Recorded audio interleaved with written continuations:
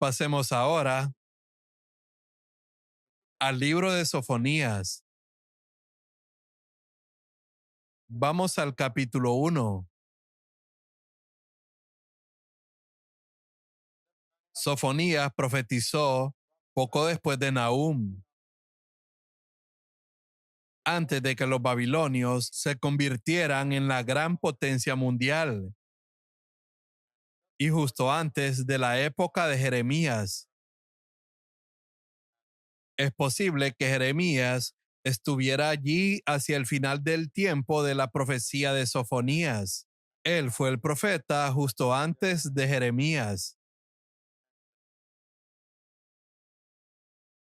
Y él también habla de la destrucción de Asiria y el ascenso de Babilonia. Pero su tema principal es la severidad de Dios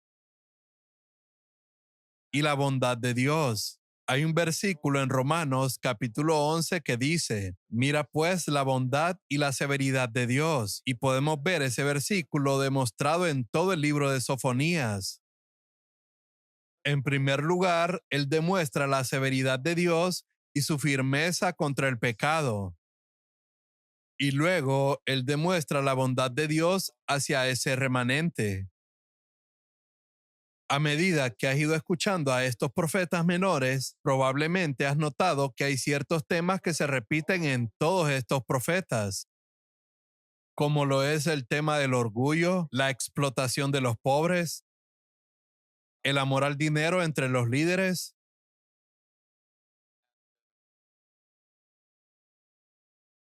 el no ser engañado por manifestaciones externas de avivamiento, también castigo por parte de Dios, Dios usando a los paganos para castigar a su pueblo, la necesidad de tener fe para esperar pacientemente, porque la respuesta no viene de inmediato, el saber que Dios definitivamente juzgará, la ira de Dios contra el pecado, la certeza del juicio y el remanente.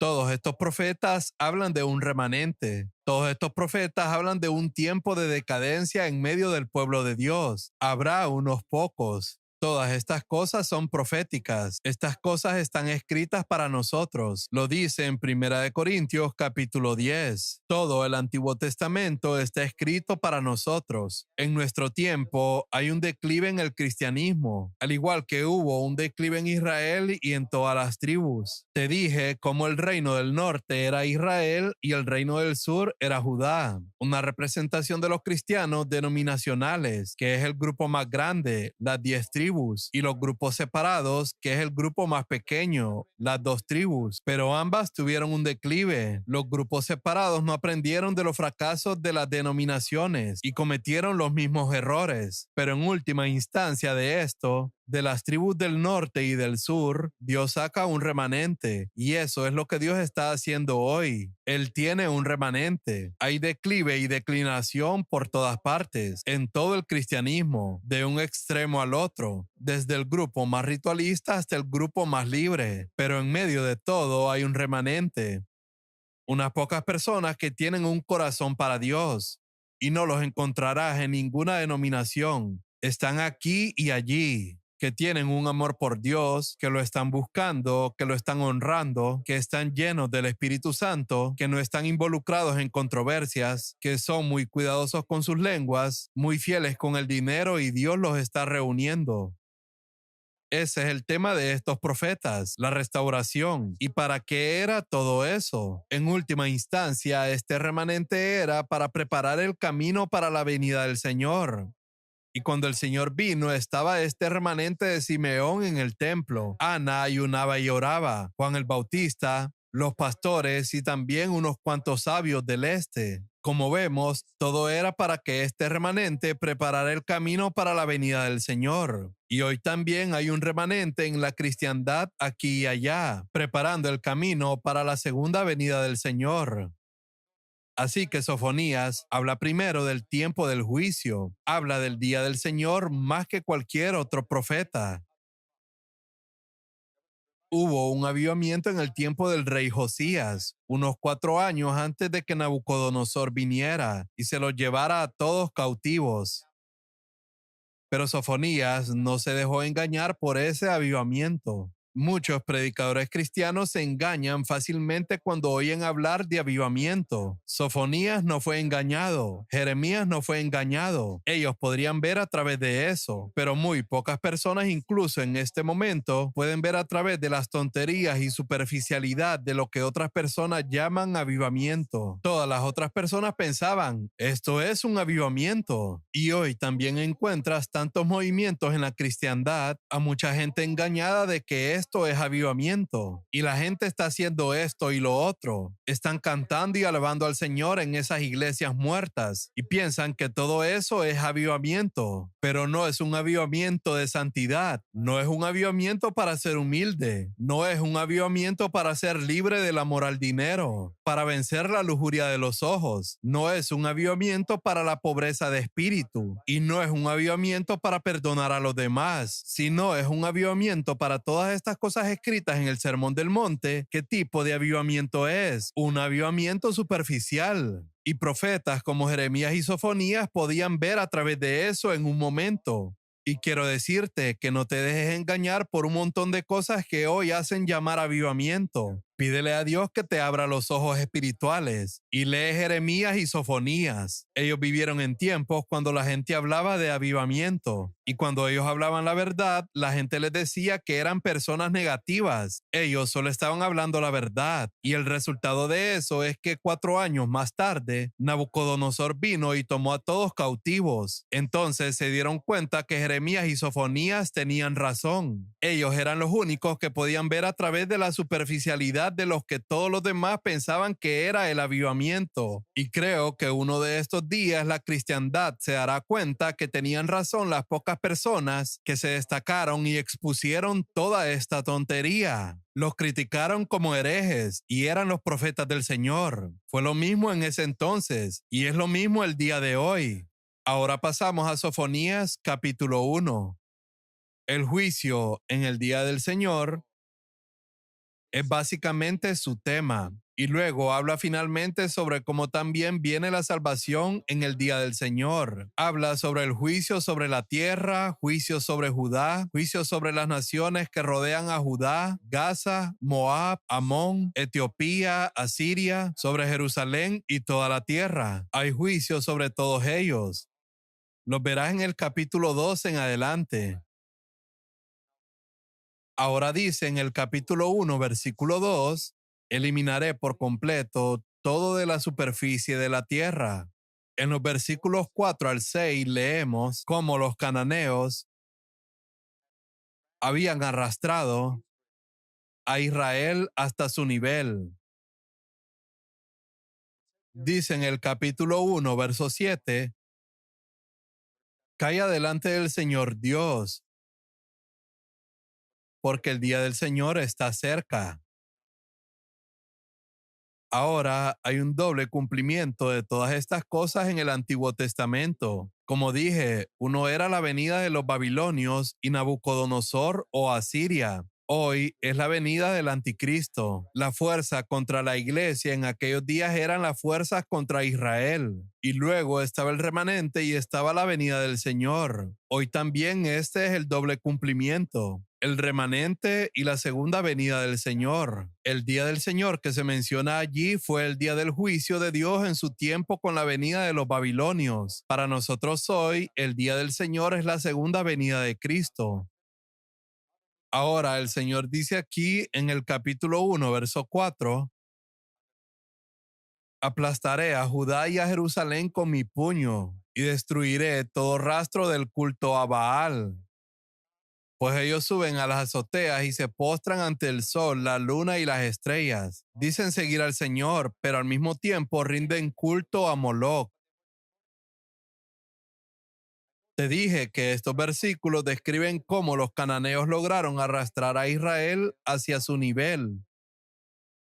Israel entró para manifestar al verdadero Dios, pero esa gente logró arrastrarlos hacia su nivel. ¿Cómo se aplica esto a nosotros hoy en día? Es como si estuvieras parado sobre una mesa y tuvieras comunión con la persona que está de pie en el suelo. Incluso si eres una persona bastante fuerte, es más fácil para ti levantar a esa persona hacia arriba o para esa persona tirar de ti hacia abajo. Déjame decirte que así será. Por ejemplo, si te casas con un incrédulo, seas hombre o mujer, si estás aquí arriba y esa persona está ahí abajo, en definitiva, los dos terminarán juntos abajo. Eso es lo que pasó con los israelitas. El Señor les dijo que no tuvieran ningún contacto con ellos, que no se unieran en yugo desigual con los incrédulos, pero ellos no escucharon. Y los israelitas empezaron a adorar a Baal, al sol, la luna y las estrellas. Pero los cananeos empezaron a adorar a Jehová. No. Ninguno de los cananeos estaban interesados en adorar a Jehová. Ellos arrastraron a Israel a su nivel.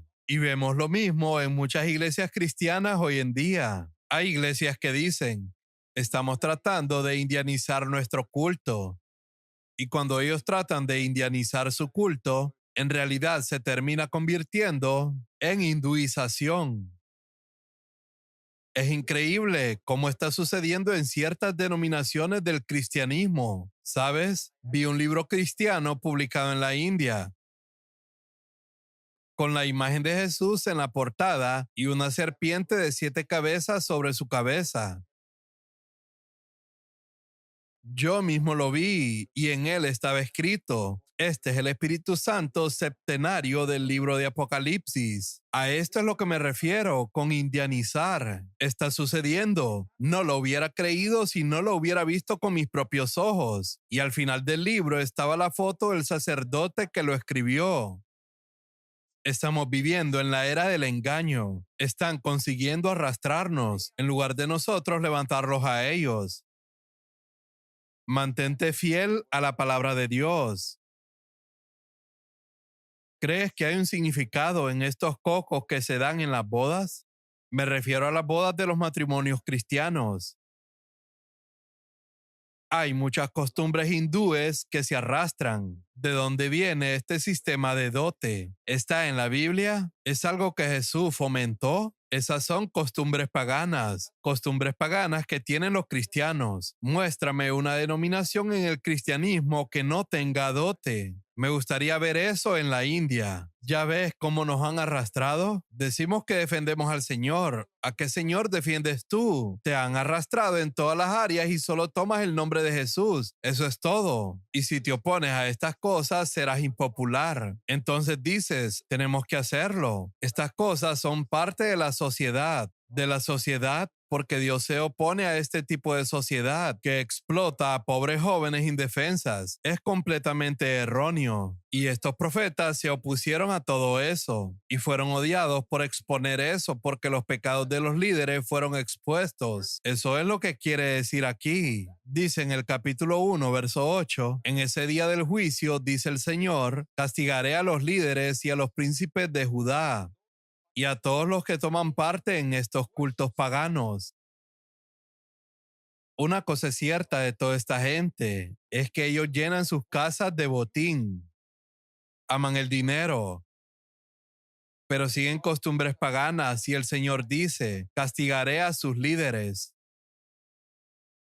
Siempre son los líderes contra los que Dios arremete y espero que te hayas dado cuenta de eso. Cuando todos los profetas hablaron, ellos hablaron en contra de los líderes. Y hoy, si Dios envía a un profeta, en cualquier lugar él hablará en contra de los pastores, los sacerdotes y los obispos. Y eso no lo hará popular porque a nadie le gusta hablar en contra de los líderes. Por eso cada profeta fue perseguido.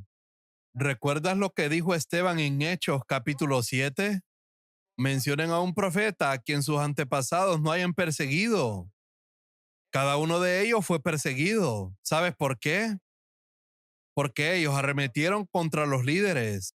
Cuando Jesús vino, él arremetió contra los apostadores, los borrachos, las mujeres en adulterio, los deudores, los recaudadores de impuestos tramposos y los ladrones. No, él nunca dijo una palabra contra ellos porque él vino para salvar a esa gente. Él arremetió contra los líderes, la gente que sostenía sus Biblias y se paraban en las iglesias y amaban el dinero, los que vivían para sí mismos y nunca hablaron contra el pecado, ni llevaron a la gente hacia la piedad, y ellos le mataron. ¿Este es el Jesús que está siguiendo? Un Jesús suave que no corrige a ninguno de sus líderes y se codea y va de fiesta con ellos. Hoy en día la gente está siguiendo a otro Jesús. Estos profetas hablaron en contra de los líderes diciendo, ustedes solo están haciendo dinero, llenando sus casas con el botín y están siguiendo todas estas costumbres paganas. Por lo tanto, el juicio vendrá y el juicio viene sobre el pueblo de Dios porque los líderes han fallado. Dios dice en el verso 12, buscaré con linternas en los rincones más oscuros de Jerusalén para castigar a quienes descansen cómodos con sus pecados. Piensan que el Señor no les hará nada. En la iglesia de hoy hay personas que viven en lujo, indiferentes a los mandamientos del Señor, líderes que hicieron dinero sirviendo a Dios y son indiferentes a la seriedad de los mandamientos de Dios. Ellos solo quieren mantener su posición como presidente, director, pastor u obispo o algo así, pero no están preocupados por lo que Dios está diciendo. Y el Señor dice, voy a buscar cada pequeño pecado que hay en la iglesia y voy a exponerlo todo. ¿Sabes? Cada vez que una iglesia o una nación disminuye espiritualmente, ellos se mueven hacia una vida de lujo, facilidad, comodidad, indiferencia y falta de oración. Y esto es lo que pasa. Muchos de ustedes, jóvenes, comienzan siendo pobres, se sacrifican, oran, estudian la palabra, esperen otros 30 años y vean qué pasa. Si no eres fiel, si no luchas contra tu carne, si no te enfrentas al cristianismo corrupto que ves a tu alrededor y a sus líderes corruptos, te digo que llegarás a ser como ellos. Sin oración, sin conocer la palabra de Dios, solo serás un predicador profesional que da sermones cada domingo por la mañana, acumulando más y más dinero, construyendo casas, viviendo en lujo y sin unción sobre ti, aunque hayas comenzado con gran sinceridad. Esto sucedió en el tiempo de Sofonías y está sucediendo hoy. Aprende una lección de esto. Y vemos más adelante en Sofonías capítulo 2, versículo 3, que el Señor dice a través de Sofonías, ruega al Señor que te salve. Todos los que son humildes, busquen más humildad. ¿Qué palabra? Los que son humildes, busquen más humildad.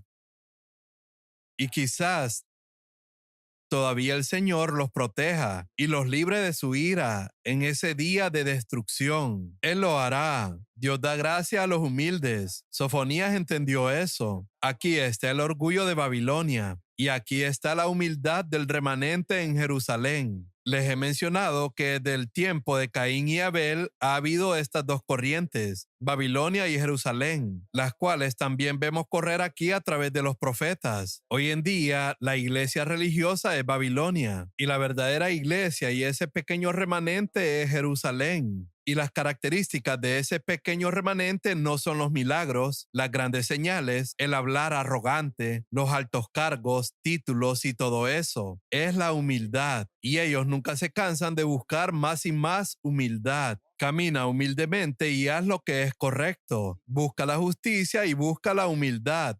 Y el Señor te protegerá. Hay una gran necesidad de ser humilde, especialmente los que son de este pequeño remanente, y te diré por qué. ¿Cuál es el peligro que enfrenta este pequeño remanente? El peligro de decir, Nosotros no somos como esas personas muertas en las otras denominaciones e iglesias. Eso es exactamente lo que el diablo quiere que pienses, porque él sabe que en el momento que pienses así, Dios también se convertirá en tu enemigo y tú te convertirás en parte de ellos. ¿Ves qué rápido es? El remanente se convierte en parte de Babilonia en un poco tiempo. Y he visto eso suceder una y otra vez en los últimos 25 años. Las personas que salieron entendieron los caminos de Dios y luego se volvieron orgullosas y comenzaron a sentirse especiales. Sofonías dijo eso: busquen la humildad, mantén tu rostro en el polvo, mantén tu rostro en el polvo. Esa es mi exhortación para todo el mundo, que es parte de este remanente. No mires hacia arriba ni te compares con otras personas. Eso no es de tu incumbencia. Compárate solamente con Jesús y punto. Eso es todo. No es asunto de nadie más. Así que esa es una advertencia.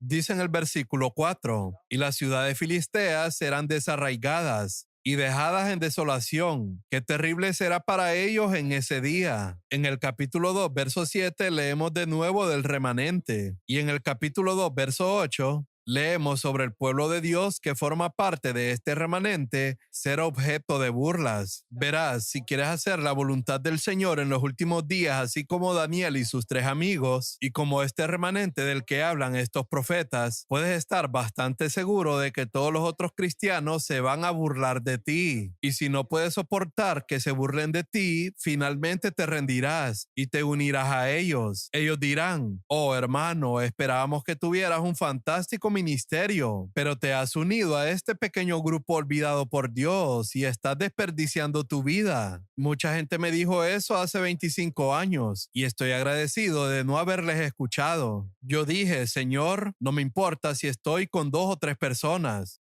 Quiero estar donde tú estás. Quiero moverme contigo. Quiero obedecer tu palabra y no me importan las opiniones del cristianismo descarriado o de sus líderes.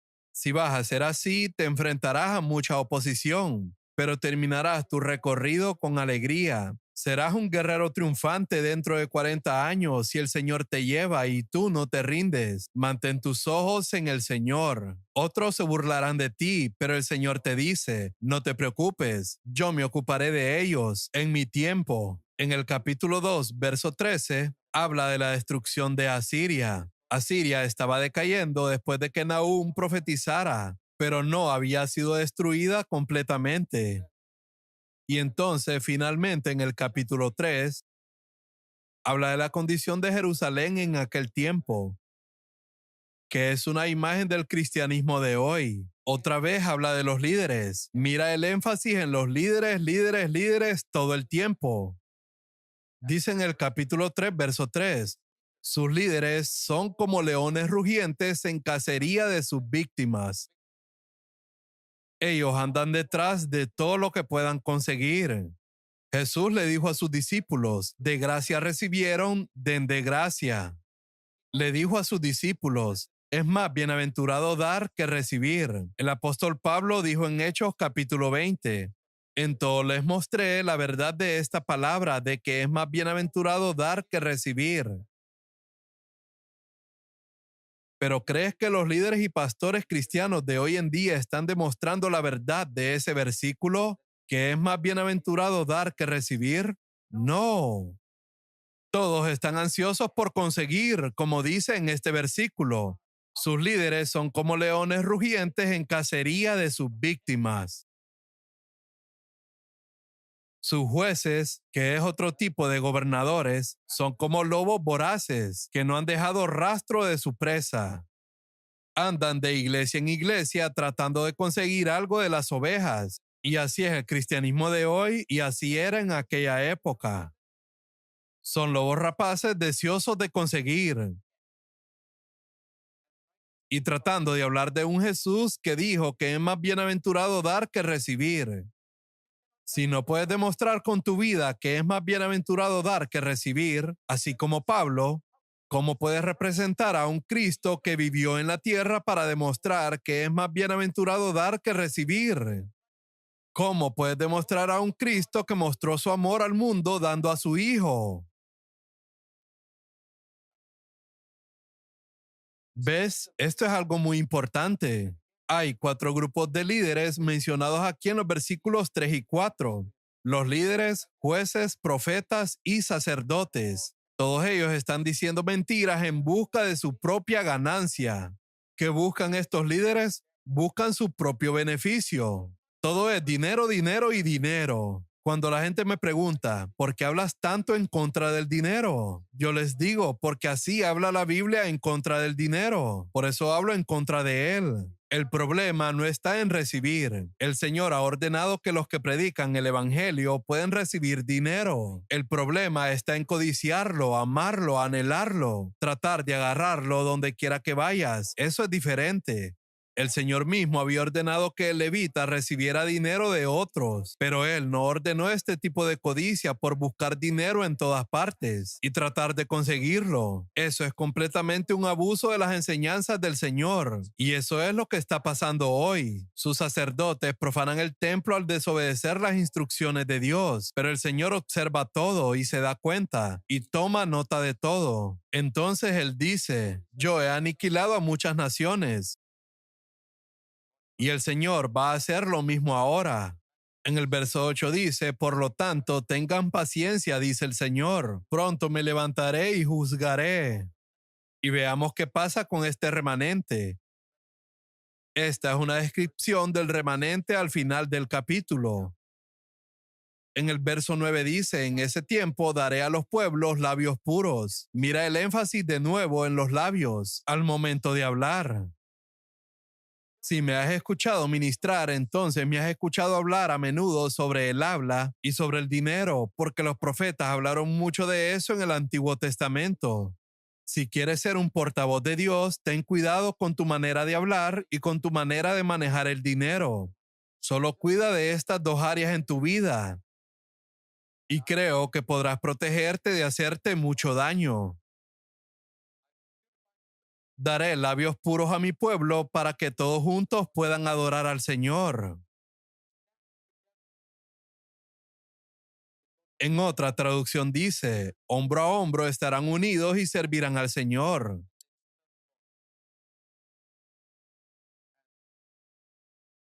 Dice en el verso 11: quitaré al orgulloso y al arrogante de entre ustedes. Nota el énfasis de nuevo en la gente orgullosa. Los profetas siempre hablan en contra de la gente orgullosa. Debes predicar de tal manera que la gente te pregunte: ¿por qué siempre predicas contra el orgullo? ¿Por qué siempre hablas de la humildad? Y diles: porque eso es lo que hablaron los profetas. Quitaré al orgulloso y al arrogante de entre ustedes. No habrá más altivez en mi monte santo. Y el remanente que quede será un pueblo humilde, y ellos tendrán fe en el Señor. Confiarán en el Señor y no harán el mal unos a otros, como lo hicieron en el pasado, ni tendrán estos líderes que están haciendo daño a los demás. Dice en el verso 13: nunca mentirán ni se engañarán unos a otros. Comerán y dormirán seguros sin que nadie los atemorice. Esta es una hermosa descripción de cómo debería ser una iglesia. Del versículo 9 en adelante. Medita en ella cuando tengas tiempo. Me gustaría poder pasar una sesión entera hablando de esto.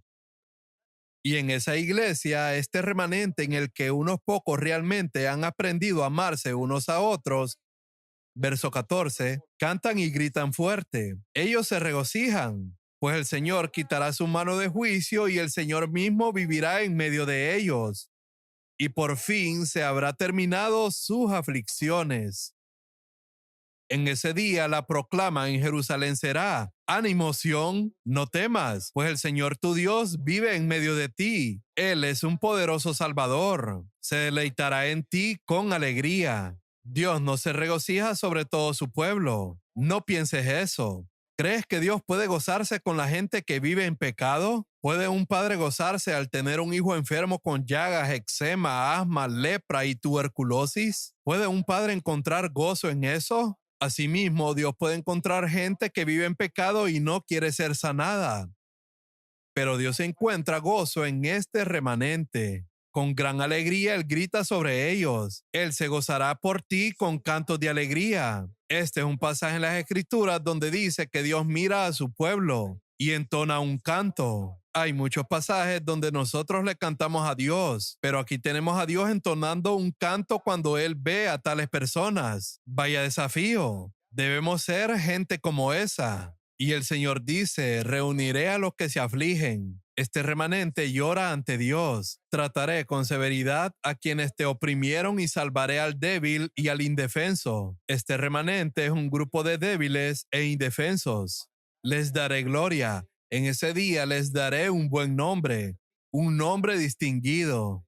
La gente que te criticó te elogiarán cuando me levante y te restaure en ese día. No te preocupes por lo que la gente diga de ti el día de hoy. Y así es como termina el libro de Sofonías.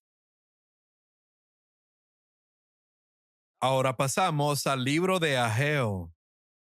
Ageo es un pequeño libro con 2 capítulos. Ageo fue uno de esos profetas junto con Zacarías, que era más joven que él, enviado por Dios para animar a los creyentes que habían regresado para construir el templo. Y leemos aquí que durante 16 años, después que regresaron, no se construyó ningún templo. Ellos simplemente vivieron así, solo escuchando. Hay una serie de mensajes aquí en el libro de Ageo. En realidad son 4 mensajes. El primero está en el primer capítulo y los otros 3 mensajes están en el segundo capítulo. Y el primero es una exhortación para reedificar el templo. Y lo que ves aquí primeramente es el egoísmo del pueblo de Dios. El Señor dice en el verso 2, este pueblo dice, no ha llegado el tiempo de que la casa del Señor sea reedificada. Si vuelves al libro de Esdras, lo que el rey había ordenado es que no reconstruyeran esa ciudad. Él nunca dijo nada acerca de no reconstruir el templo. En Esdras capítulo 4, verso 21. Pero estas personas tomaron eso como una excusa y dijeron, aún no es el tiempo, porque las circunstancias no son correctas. El rey está en contra de nosotros. Y él les dice en el verso 3, ¿por qué viven ustedes en casas lujosas mientras mi casa permanece en ruinas? Al igual que Salomón, que pasó 13 años construyendo su palacio, pero al menos también pasó 7 años construyendo el templo. Pero aquí esta gente solo construyeron sus grandes casas y no se preocuparon por la casa del Señor. ¿Encuentra gente como esa hoy en día? Gente que se preocupa por construir su propia familia y no la familia del Señor. Están preocupados por construir su propia casa y no la casa del Señor. Se preocupan si su propiedad es invadida por un vecino, pero no se preocupan cuando la propiedad del Señor es invadida por Satanás. Esta es exactamente la condición de muchos cristianos hoy en día. Se preocupan por sus propiedades. Oh, mis hijos están enfermos. ¿Qué hay de los hijos de Dios? Mi casa, ¿qué pasa con la casa de Dios? Cuando Jesús dijo, busquen primero el reino de Dios y su justicia y todas estas cosas les serán añadidas, lo que hacemos es exactamente lo contrario a esto. Lo que Él está diciendo es, pon primero la casa de Dios y yo cuidaré de tu casa. Pon el nombre de Dios primero y no te preocupes por tu nombre. Cuida de los hijos de Dios y yo cuidaré de los tuyos. Es verdad y tú debes ser una demostración viviente a un mundo incrédulo de que si honras a Dios, Él te honrará. Si cuidas de los hijos de Dios, Él cuidará de tus hijos. Y si cuidas de la casa de Dios, Él cuidará de tu casa. ¿Es tu vida un testimonio de eso? Esa es una muy buena pregunta que debemos hacernos. Y aquí vemos en los versos 5 y 6 que el Señor dice, consideren bien sus caminos. ¿Hay fruto espiritual en tu vida? Siembran mucho, pero recogen poco. Eso significa que vas a miles de reuniones, lees muchos libros, escuchas muchas alabanzas, pero ¿cuál es la condición espiritual de tu hogar? ¿Hay piedad en tu hogar? ¿Hay paz entre tú y tu esposa? ¿Has vencido incluso algo tan simple como gritarle a tu esposa? ¿De qué sirve ir a miles de reuniones? Siembras mucho, pero cosechas tan poco. Tienes mucha comida para comer, muchas alabanzas, muchos libros, muchas reuniones, pero aún no estás saludable. Eso es algo muy triste. Algo está mal. Siembran mucho, pero recogen poco. Beben, pero no hay suficiente para que se embriaguen. Se visten, pero nadie se calienta. En el verso 6 dice, y el que recibe salario en bolsa rota, y todo desaparece. Le pides a Dios que te llene con el Espíritu Santo, pero tiene grietas y entonces todo se desperdicia. Supongamos que estás echando agua en una vasija que tiene agujeros. Yo creo que muchos creyentes están viniendo a Dios con una vasija llena de agujeros, diciendo, Señor, lléname del Espíritu Santo. Y Dios les dice, arregla primero esos agujeros. No es que Dios no quiera que seas lleno del Espíritu Santo. Hay cosas en tu vida que primero deben ser arregladas. Hay agujeros en tu bolsillo y vienes y le dices, Señor, llena mis bolsillos con monedas. Y Dios te responde, no, porque hay demasiados agujeros en tu bolsillo. Mucha gente le pide a Dios que los llene con el Espíritu Santo, pero hay cosas en sus vidas que ellos no han arreglado. No han ido a pedir disculpas a alguien, no han regresado algún dinero que no les pertenecía. Tienen agujeros muy grandes y están diciendo, Señor, lléname, lléname. Y puedes tener vigilias de oración toda la noche para ser llenado y no pasará nada. Mejor pasa la noche arreglando esos agujeros y obtendrás la respuesta muy rápido. Hay agujeros en tu bolsillo, dice el Señor. Consideren bien sus caminos. Esa es una muy buena frase. De hecho, es una de las frases que Ageo considera en su tema. Consideren bien sus caminos, sé fuerte y haz la obra del Señor. Ese es su primer tema a considerar aquí. Y quiero que mires aquí en el versículo 7 y 8. Él no está hablando de poner los cimientos. Él está hablando de la edificación de la casa. Reedifique mi casa. Los cimientos ya estaban puestos. Jesús habló de un hombre que puso los cimientos en Lucas capítulo 14 y no terminó la construcción y todos se rieron de él. ¿Conoces esa parábola? Aparece en Lucas capítulo 14 en medio de una sección sobre cómo ser discípulo. Jesús estaba dando 3 condiciones del discipulado en Lucas capítulo 14 y en medio de eso dijo, te daré una parábola. Cuando predicas y evangelizas y estas personas no son discipuladas, es como poner los cimientos y no construir la casa. ¿Son necesarios los fundamentos? ¿Es necesario el evangelismo? Absolutamente necesario. Pero si construyes los cimientos y no construyes la casa, es inútil en cierto sentido. Esa es la comparación que hizo Jesús entre el evangelismo y el discipulado. Lo lees en Hebreos capítulo 6, verso 1 al 3. No echando otra vez el fundamento del arrepentimiento y de la fe en Dios, de la enseñanza sobre lavamientos, de la imposición de manos, de la resurrección de los muertos y del juicio eterno. Eso es nuestro fundamento. Bien, ahora avancemos hacia la perfección. Esa es la casa. Hagamos gente discípulos que sigan a Jesús y avancen hacia la perfección. ¿De qué está hablando Ageo? Él no está hablando de los cimientos, él está hablando de perfección. Él está hablando de edificar la casa, edificar la iglesia, edificar el cuerpo de Cristo. No habla solo de juntar ladrillos. ¿Sabes la diferencia entre una congregación y el cuerpo de Cristo? Si apilas todos los 50,000 ladrillos o piedras que este edificio necesita, eso es evangelismo. Estas piedras fueron cortadas de la cantera y traídas aquí.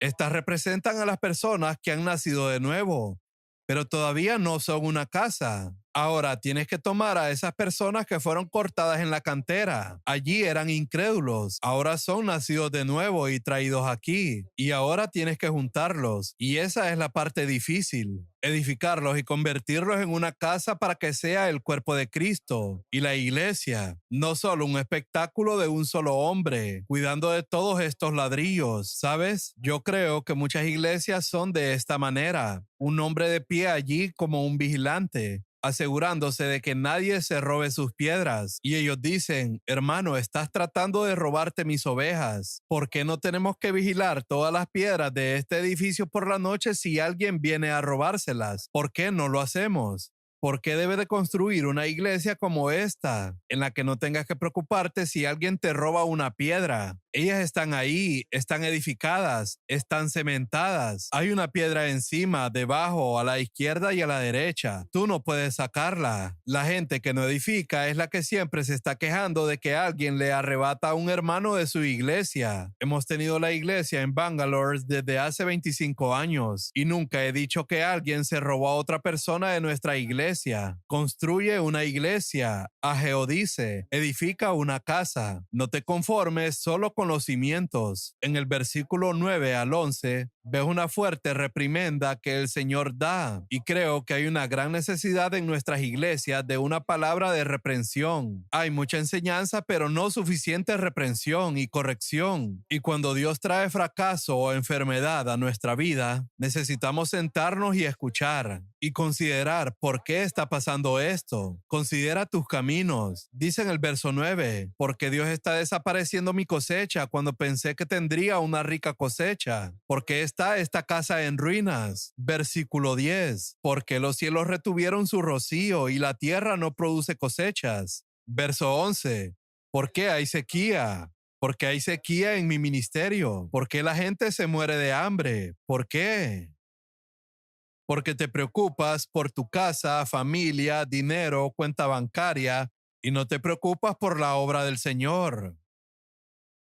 Entonces Zorobabel y Jesúa, el sumo sacerdote, comenzaron a obedecer el mensaje del Señor y respondieron al mensaje de este profeta. Y ellos dijeron, bien, vamos a hacer esto. Vamos a edificar una casa. No solo vamos a estar satisfechos con el evangelismo, vamos a hacer discípulos, vamos a edificar la casa. No solo vamos a estar satisfechos con un montón de piedras que fueron cortadas de la cantera, vamos a juntarlas y vamos a tener un ministerio de un solo cuerpo, no un espectáculo de un solo hombre como vigilante velando por 50,000 piedras. Vamos a juntarlas y hacer una casa. Vamos a edificar un cuerpo que funcione en conjunto, no solo un montón de partes del cuerpo, como en un laboratorio de anatomía, donde tienes una mano, una pierna, un estómago, un ojo y todo eso por ahí, pero no pueden funcionar juntos. Muchas iglesias son así. Pero es maravilloso ver que Jesúa y Zorobabel dijeron, vamos a edificar. Dice en el verso 13, luego Ageo, el mensajero del Señor, dio al pueblo el siguiente mensaje del Señor. Esa es una buena expresión. No solo Ageo dio el mensaje del Señor, sino el mensajero del Señor dio el mensaje del Señor. Ahora, cualquiera puede dar el mensaje del Señor. Solo lo escuchas en algún video y lo repites, pero primero tienes que convertirte en el mensajero del Señor. Y para convertirte en el mensajero del Señor, tienes que permitir que Dios haga primero una obra en tu vida, como lo hizo en la vida de Oseas. Y Ageo no nos dice cómo Dios lo taladró, cómo lo aplastó y lo quebrantó en su juventud,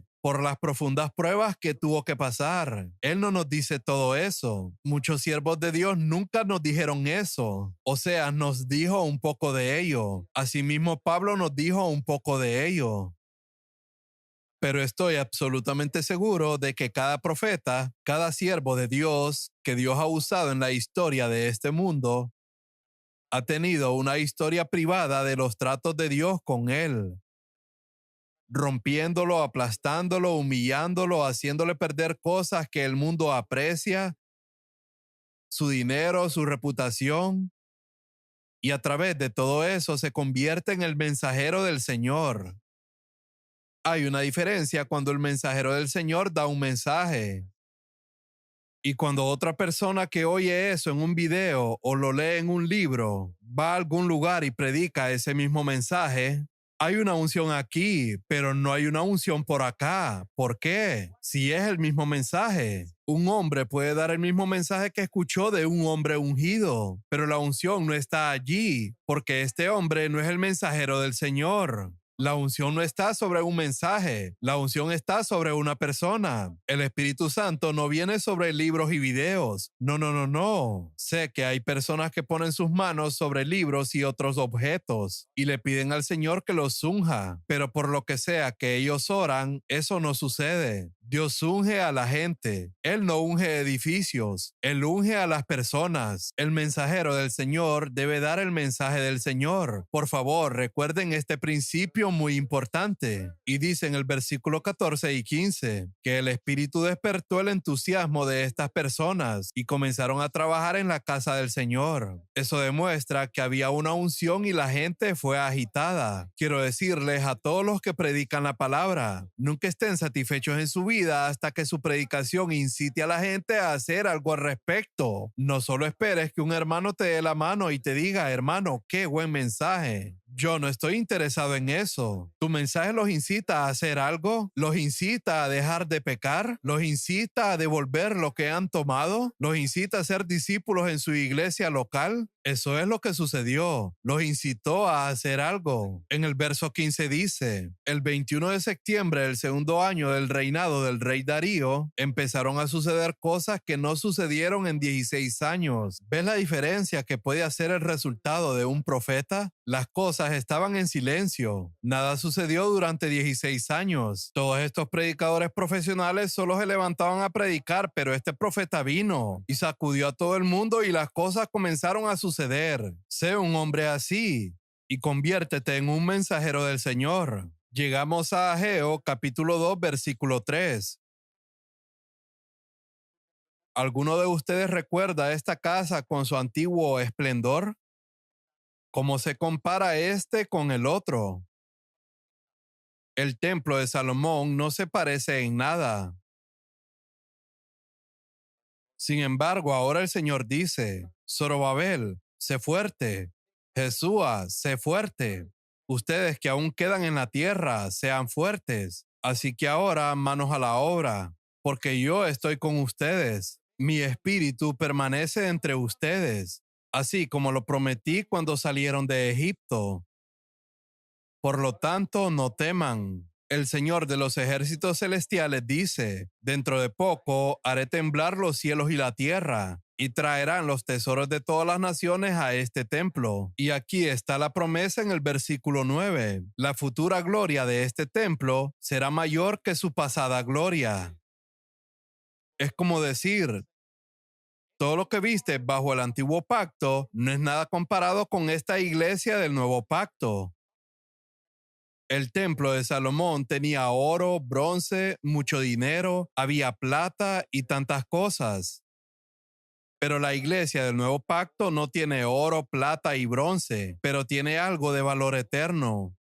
Y el Señor dice que esta iglesia del nuevo pacto va a ser muy superior a cualquier cosa que haya tenido en el antiguo pacto.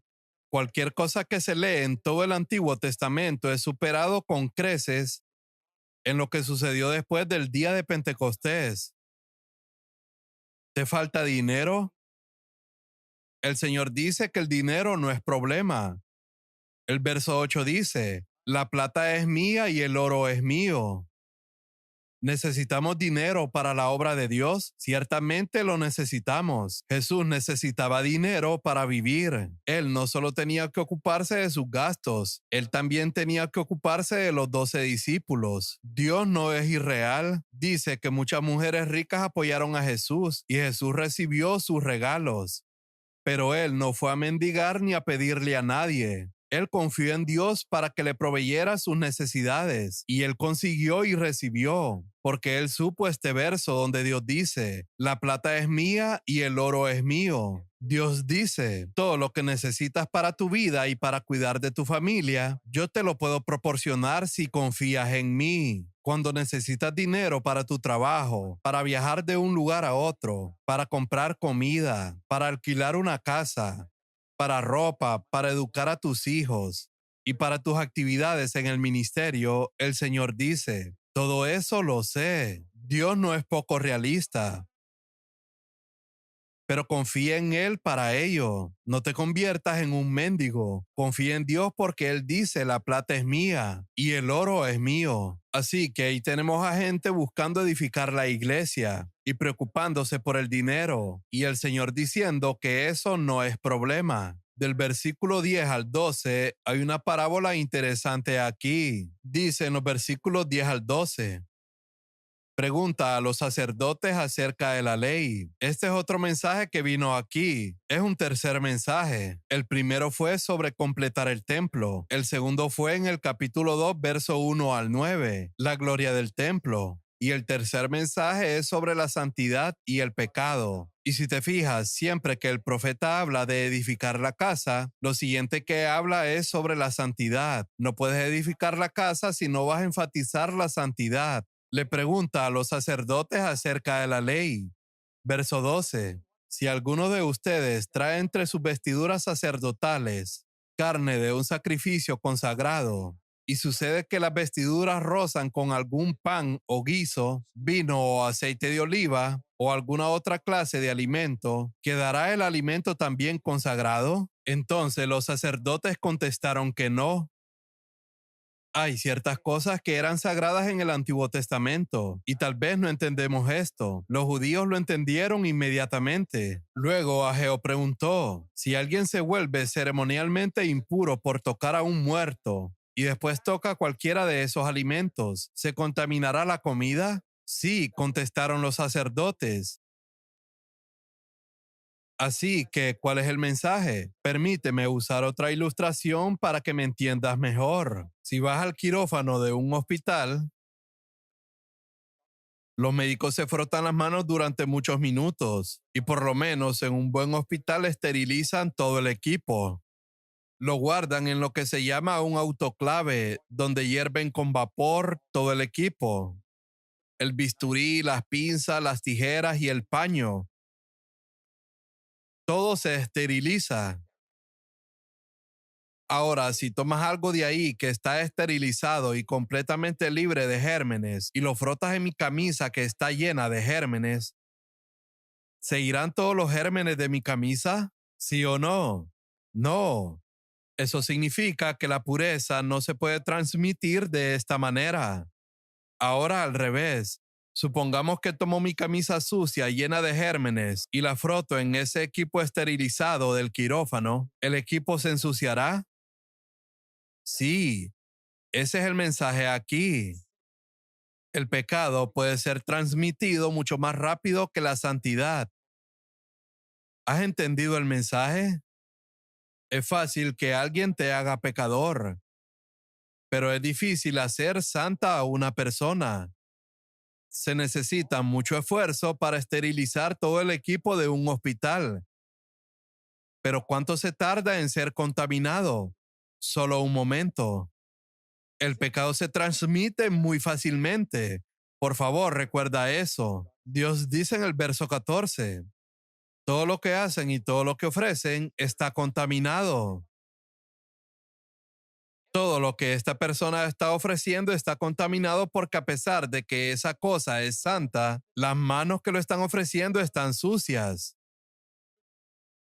Suponiendo que el equipo de un quirófano está todo esterilizado y el cirujano entra con las manos sucias, ¿qué pasa? Tan pronto como él toque todo este equipo, se va a ensuciar. Eso es lo que el Señor está diciendo hoy a la iglesia. Ustedes están ofreciendo a Dios, pero hay pecado en sus vidas. Por ejemplo, esa oración que hiciste el domingo por la mañana fue una oración fantástica. Todo el mundo dijo amén, aleluya. Pero si había pecado en tu vida y viniste a la reunión después de pelear con tu esposa, ¿de qué sirve hacer esa fantástica oración? Toda la gente dijo amén, aleluya, pero ninguno de los ángeles en el cielo dijo amén o aleluya, porque vieron cómo te comportabas en casa antes de venir a la reunión. Eso es lo que quiero decir. Si el pecado se puede transmitir fácilmente, en otras palabras, el Señor está diciendo, hiciste esa oración y estabas en pecado. La gente solo escucha bellas palabras, pero no conocían el corazón de quien provenían. Pero Dios estaba observando todo lo que decía. El corazón ha transmitido el pecado a esas palabras y a eso se le llama iniquidad en las cosas santas. Eso es lo que estudiamos en el estudio de Éxodo.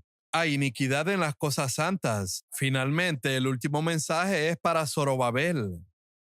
Pero antes de eso, en el versículo 19, el Señor le dice, no te desanimes de hoy en adelante, yo los bendeciré. Y el último mensaje es para Zorobabel. Dice, dile a Zorobabel que yo estoy a punto de hacer temblar los cielos y la tierra. Derrocaré los tronos reales y destruiré el poder de Satanás. Ese es el significado. Y te honraré, Zorobabel, porque respondiste a la palabra de Dios. Te trataré como un anillo en mi dedo. Un anillo en un dedo es siempre una imagen de la unción del Espíritu Santo. Cuando el hijo pródigo regresó, el padre le puso un anillo en el dedo, una representación de la unción del Espíritu Santo. Yo te ungiré porque te he escogido especialmente. Antes de terminar, quiero decir una cosa. Ageo fue un verdadero profeta. Él exaltó a Zorobabel y se retiró él mismo.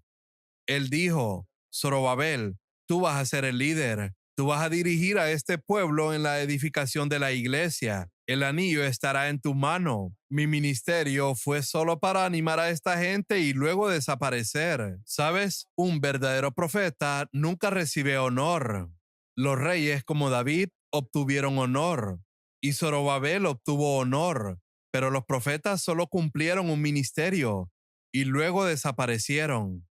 El honor de ellos vendrá cuando Cristo venga de nuevo. Sé un profeta de Dios, sé un siervo de Dios, que proclama su palabra sin buscar honor de la cristiandad y sin honor de nadie en esta tierra. Anima a otras personas, empújalas hacia adelante, déjalas ser líderes, déjalos ser ancianos, déjalos tomar el ministerio, déjalos ser los directores y tú retrocede. Di, solo soy un humilde siervo del Señor, no tengo título, no tengo nada, estoy aquí para proclamar la palabra de Dios, desaparecer y dejar que otras personas tengan el honor. Esta es la marca de un verdadero siervo de Dios. Oremos.